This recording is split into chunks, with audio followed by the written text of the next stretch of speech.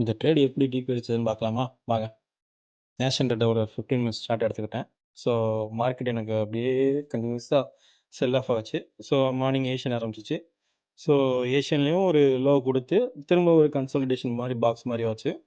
So அதில் ஃபிப்பு போட்டேன். 50% கிட்ட மார்க்கெட் வந்துச்சு. ஆனால் எக்ஸ்பெக்டட் 0.618 தான். ஸோ பார் ரிப்ளை பார்க்கலாம் வாங்க. 1 மினிட்ல தான் நான் என்ட்ரி எடுத்தேன். ஆனால் 1 மினிட் எனக்கு கிடைக்கல. ஸோ 3 மினிட் வச்சிட்டேன்.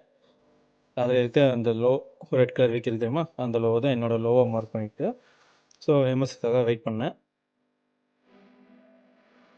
மார்க்கெட் அப்படியே வந்து எம்எஸ்எஸ் கொடுத்த உடனே ஸோ அந்த ஃபேர் வேல்யூ கேப்பை நான் மார்க் பண்ணிட்டேன். அந்த ஃபேர் வேல்யூ கேப் மார்க் பண்ணதுக்கப்புறம் ஸோ என்னோடய ஷார்ட் டூல் எடுத்து அதில் அப்படியே பெண்டிங் ஆர்டர் போட்டேன். ஸோ நான் ட்ரேடிங் ரியல் எடுக்கல, காம்படிஷன் அக்கௌண்ட்டில் தான் எடுத்தேன். ஸோ அது வேணால் அட்டாச் பண்ணுறேன். இந்த மாதிரி நீங்கள் டார்கெட் 1:3 வைக்கலாம். ஆர் எல்ஸ் நீங்கள் ஏஷியனோட லோ கூட வைக்கலாம். இந்த ட்ரேட் எப்படி போகுதுன்னு மட்டும் பாருங்கள்.